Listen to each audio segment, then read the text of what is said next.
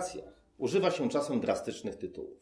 Celem jest oddziaływanie na emocje odbiorcy i wywołanie zaangażowania się w adresowane do niego treści. My też tak postąpiliśmy, prezentując w okresie pandemii problemy z utrzymaniem zwierząt przez ogrody zoologiczne i papugarnie i apelując o zbiórkę dla jednej z nich, choć zawarta w tytule filmu sugestia, że placówki te zostaną zmuszone do likwidacji zwierząt, nie była aż tak realną groźbą, jaka zaistniała dziś dla hodowców. Wciąż jeszcze wierzę, że tak się nie stanie, ale istnieje realne prawdopodobieństwo, że będziemy świadkami końca epoki hodowli zwierząt egzotycznych, która w przypadku papug istnieje od kilku tysięcy lat.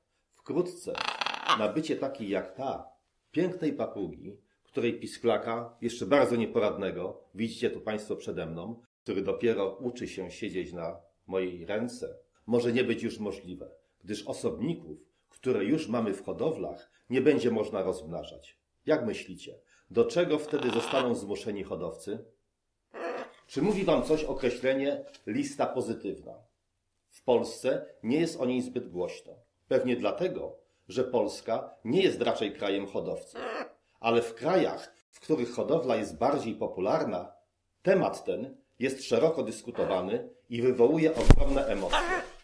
Chodzi o to, że w ubiegłym roku kilku europejskim organizacjom na rzecz ochrony zwierząt udało się przekonać rządy 18 państw członkowskich Unii Europejskiej do idei wprowadzenia w Unii jednolitej, pozytywnej listy zwierząt, nazywanej czasem białą, w odróżnieniu od czarnej, która jest jej przeciwieństwem, czyli listą negatywną.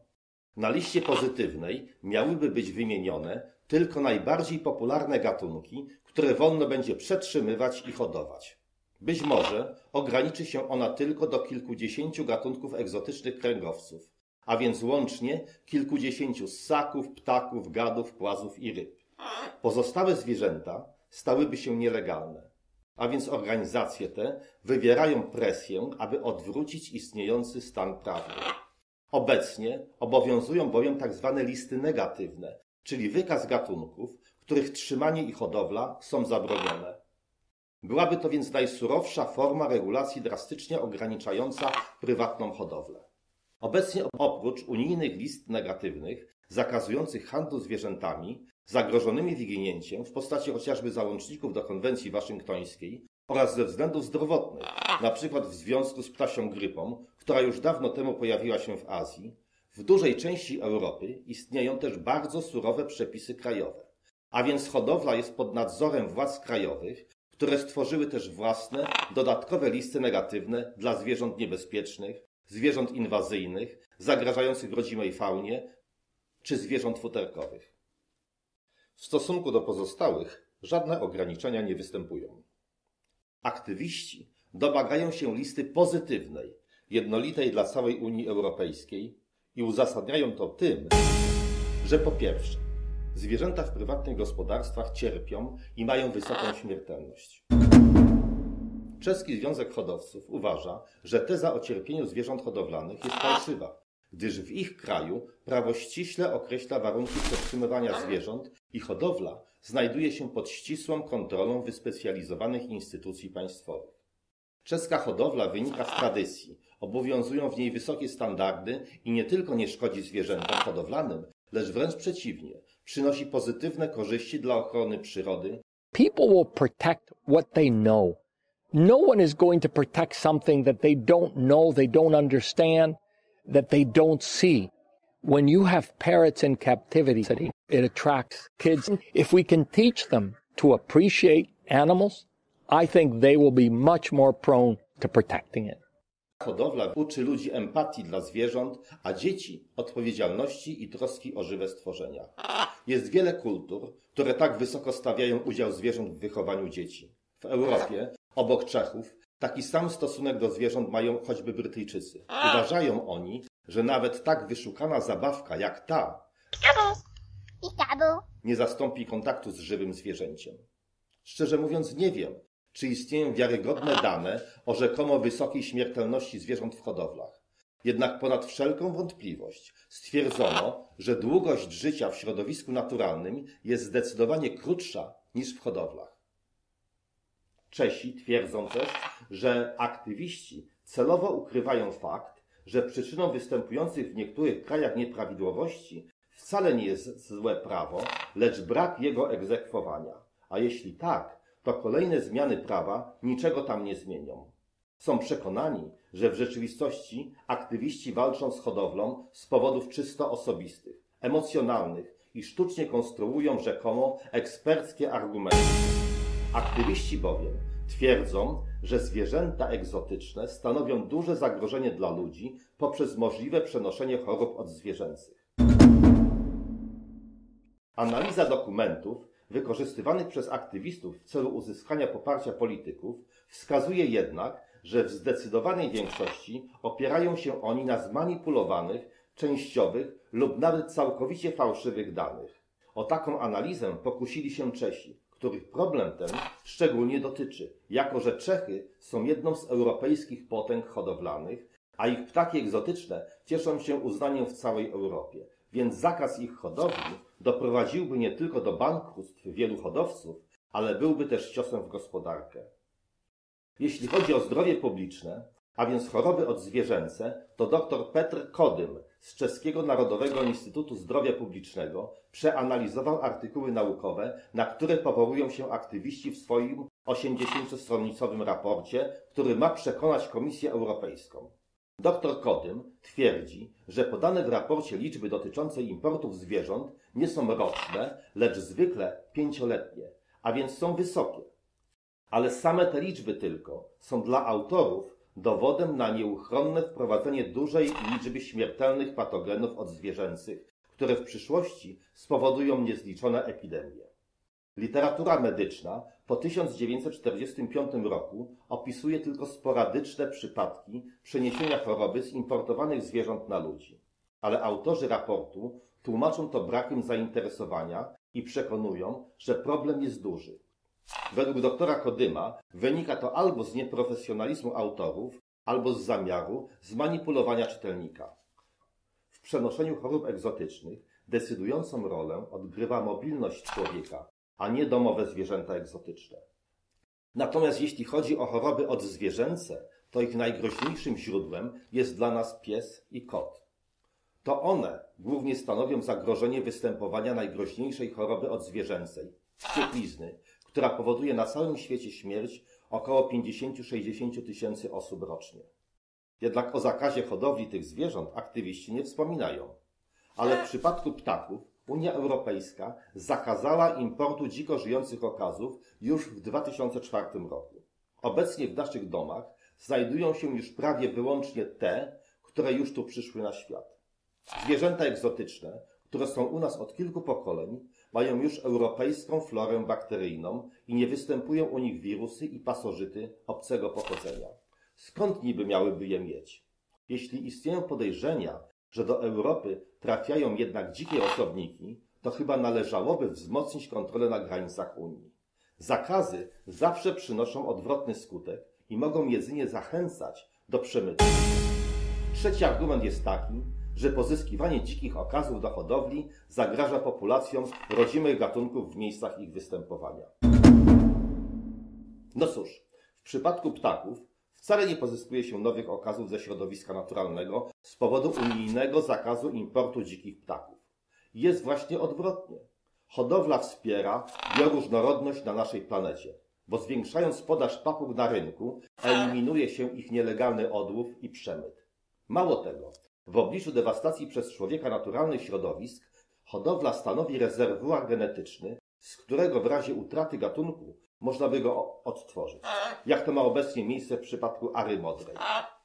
Ale może się to nie udać w przypadku innego gatunku. We need to have safeguarded populations in captivity. The forests are disappearing rapidly. The environment is changing. Hurricanes can wipe out a species. Just this past year, there was a hurricane that literally destroyed Dominica, and it reduced one species population, the imperial Amazon, to perhaps not viable status. We may lose the species. Had we had captive populations, we wouldn't be in the critical stage that we're in today.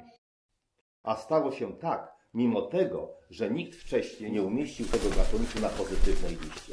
Jest to smutne, ale w imię ochrony zwierząt działania aktywistów mogą doprowadzić do sytuacji, że w przyszłości może nie być już takiej możliwości.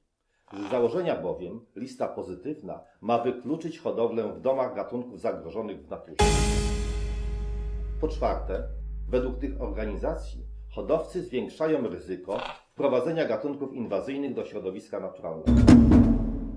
Ale na tym polu każdy kraj wprowadził już swoje listy negatywne zwierząt mogących zagrażać jego rodzimej faunie i modyfikuje je w razie potrzeby. Tych zwierząt już nie wolno ani trzymać, ani rozmnażać. A trudno porównywać teoretyczne, potencjalne zagrożenie ze strony nowych gatunków zwierząt egzotycznych z realnie występującym unicestwianiem naszej rodzimej fauny, chociażby przez bezpańskie, a czasem i pańskie psy i koty. Wreszcie ostatni argument aktywistów, który tu przytoczę. Listą pozytywną łatwiej zarządzać. Ograniczenie liczby dozwolonych gatunków do minimum ułatwiłoby kontrolę i znacznie zmniejszyłoby obciążenie urzędników. Argument, że uzgodnienie pozytywnej listy zmniejszy obciążenie urzędników, nasi południowi sąsiedzi uznali za śmieszny. Twierdzą, że dowód jego absurdalności został już przekonująco zweryfikowany 100 lat temu wraz z wprowadzeniem prohibicji w Stanach Zjednoczonych. Delegalizacja alkoholu, a co za tym idzie, przeniesienie go do podziemia, spowodowała przecież jeszcze większe obciążenie władz. W ubiegłym roku organizacjom tym udało się przekonać już rządy 18 państw europejskich do idei wprowadzenia własnych pozytywnych list. Niektóre mają już takie swoje listy, choćby dla jednej gromady zwierząt. Inne właśnie je opracowują. Czesi uważają, że wprowadzenie listy pozytywnej na poziomie Unii nie jest uzasadnione choćby z tego powodu, że hodowla zwierząt domowych w Europie z powodów historycznych i kulturowych jest nierównomiernie rozłożona. W wielu krajach, zwłaszcza w basenie Morza Śródziemnego, hodowla hobbystyczna prawie nie istnieje. Rozwiązanie ogólnounijne nie ma tam zatem sensu. Natomiast istniejące ramy prawne dotyczące ograniczeń hodowlanych są na poziomie Unii Europejskiej więcej niż wystarczające. Należałoby też wziąć pod uwagę skutki ekonomiczne dla branży zoologicznej, która zapewnia pracę dużej ilości osób zatrudnionych w firmach produkujących karmy, klatki i akcesoria, produkty weterynaryjne, w handlu i w usługach dla zwierząt. Branża ta zacznie się kurczyć. Czeski rząd wydał oświadczenie, że nie poprze wprowadzenia pozytywnej listy zwierząt. Já si nemyslím, že nějaká další regulace nebo nějaké pozitivní seznamy jsou vhodné. Czescy hodowcy zbierają podpisy pod petycjami protestacyjnymi do Komisji Europejskiej.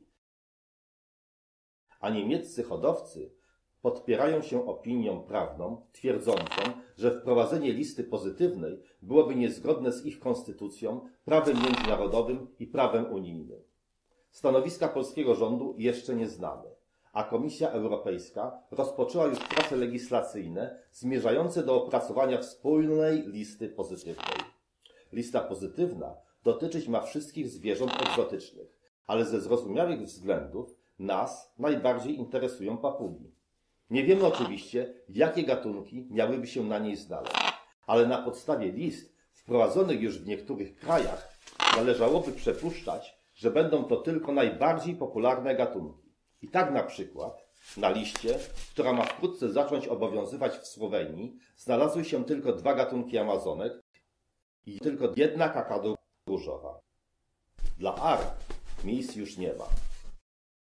Pozostałe papugi to tylko najpopularniejsze gatunki. Pytanie, co z papugami, których tysiące przebywa już w naszych domach oraz licznych amatorskich i profesjonalnych hodowlach.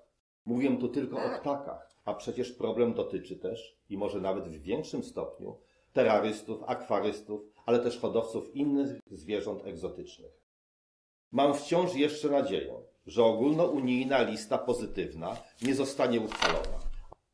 Ale jeśli tak się stanie, to posiadacze papug do towarzystwa, które się na niej nie znajdą, a którzy wejdą w ich posiadanie przed jej wprowadzeniem, będą mogli cieszyć się swoimi pupilami do końca ich życia, ale nie będzie wolno ich rozmnażać ani sprzedawać. W przyszłości może więc nie być już możliwości zapewnienia towarzystwa dla wielu gatunków papug. Ale pytanie najważniejsze. Co z hodowlami? Nie mówię tu tylko o takich potęgach hodowlanych jak Czechy, Niemcy, Holandia czy Belgia. W Polsce również wielu pasjonatów zainwestowało i stworzyło własne ośrodki hodowlane. Wydali pieniądze na pary hodowlane, zaciągnęli kredyty. Utrzymanie tych zwierząt kosztuje. Wielu hodowców nie będzie stać na dalsze utrzymywanie papug, jeśli nie będzie można już ich rozmnażać. Czy ustawodawca o tym pomyśli? Wątpię.